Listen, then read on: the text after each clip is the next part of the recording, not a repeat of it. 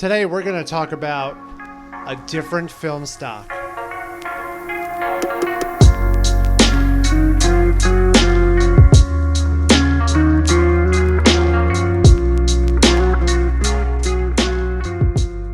Hey, what's up? It's Ryan, and today we are going to be talking about a different film stock that I haven't really talked about on this channel yet.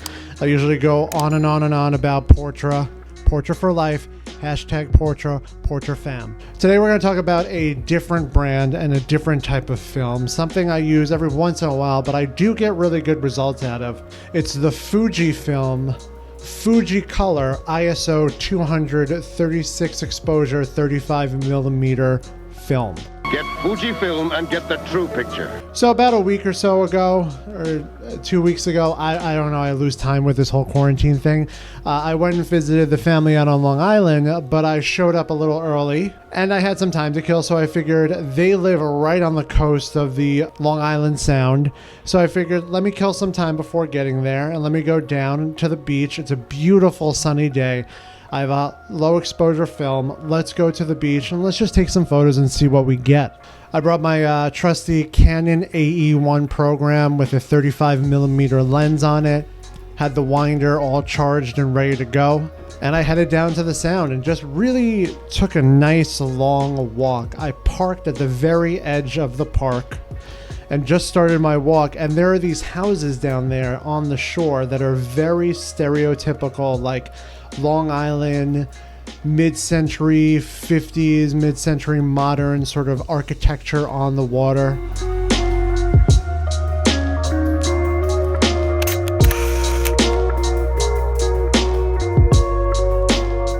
And there was this like yacht club that I just really liked how the building looked, and I took a couple of photos of the yacht club and a couple of houses I walked by.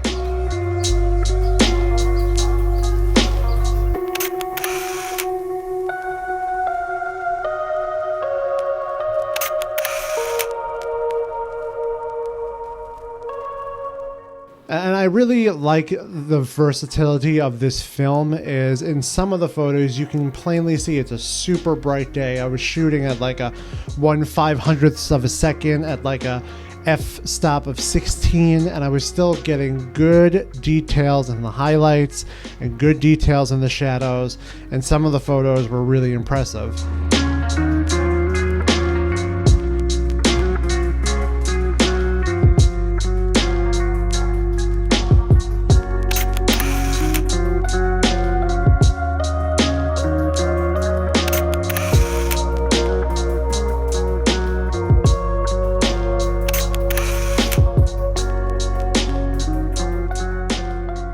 So I kept walking down this like makeshift boardwalk that they had there.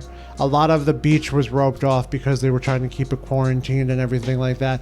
But you were still able to walk on the boardwalk. Then I came across what seemed to be like a lifeguard house or a place where they store materials and supplies. And I just really liked the architecture of it, the color of it, the contrast between the sand, and the FujiFilm picked up these images really well. I mean, it got the highlights good, it got the details right.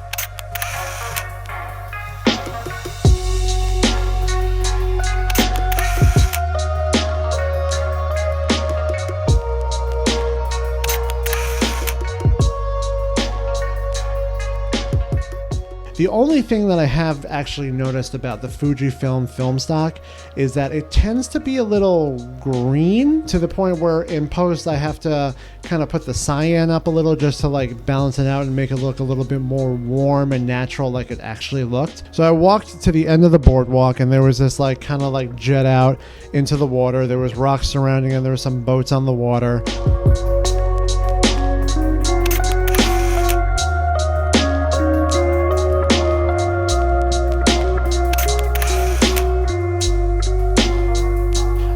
And I just took a couple of shots, and I turned around and there was this really beautiful like nautical lighthouse looking kind of house, and just took a couple of shots of it and just really enjoyed the photos I got from it.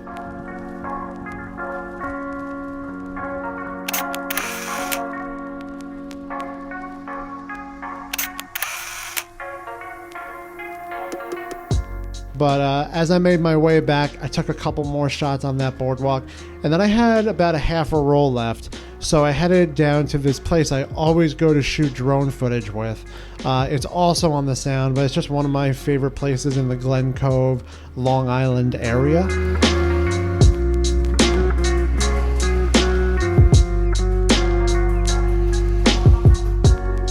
And there's actually a fenced off area with this old, super old fish boathouse.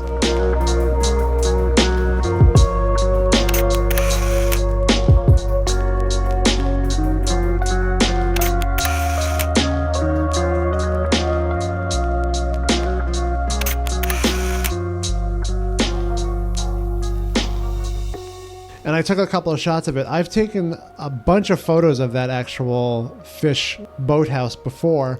I just really like it. It's in really good condition. I don't know if it's still in use, but I really enjoy it, and it's a really fun thing to take a photo of. And I just love, again, the whole like nautical thing, the whole architecture of it. And I took a couple of shots of it. And then if you turn around, it's all along the beach, and there's some boats hanging up, and I just took a couple of shots of those, as well as some of the posts that are in the sand that help determine how high the water is rising.